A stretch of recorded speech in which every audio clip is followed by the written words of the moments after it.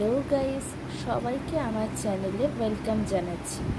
আজ একটা নতুন ভিডিও নিয়ে হাজির হয়েছি। অনেক দিন পরে না এইরকম একটা বড় ভিডিও তোমাদের সামনে আমি আপলোড করছি। এই ভিডিওটা হচ্ছে জন্মাষ্টমীর ভিডিও।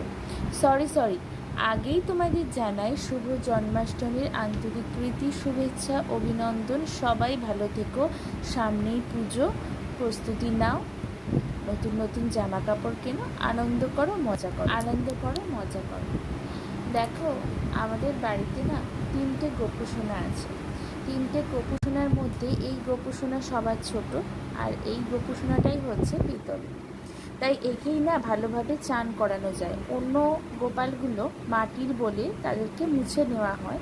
এই গোপালটাকেই ভালোভাবে চান টান করিয়ে আর চন্দনের টিপ পরালাম, আর তার সাথে বুকেও আমি চন্দনের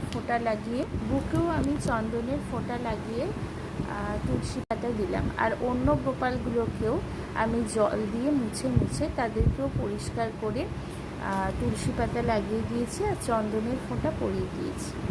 মায়েরা যেরকম ছেলের জন্মদিনে চন্দনের ফোঁটা দেয়, তেমনি আমিও গোপালগুলোকে চন্দনের ফোঁটা লাগিয়ে দিলাম।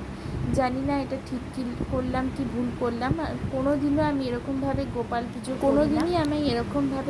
পুজো করি না। আমার এই বাড়ির গোপালগুলো, যে ঠাকুর ঘরে যে গোপাল 3টে থাকে, সবই করে আমার ঠাকুমা। আমার ঠাকুমার বয়স হলো 90 বছর বয়স।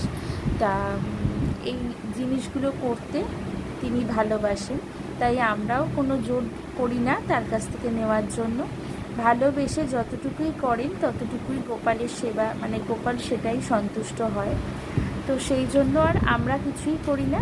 আর এই জন্মাষ্টমী পুজোতে যেহেতু গোপালকে জামা ছাড়িয়ে সমস্ত কিছু করাতে হয়, মানে পরাতে হয়, নতুন জামা পরাতে হয়, সব কিছু করাতে হয়, তো চোখে তো ভালো দেখতে পায় না আমার ঠাকুমা, তো সেই জন্য করায় না। তো আমি সেইগুলো করে দিই। স্নান টান করে আমিও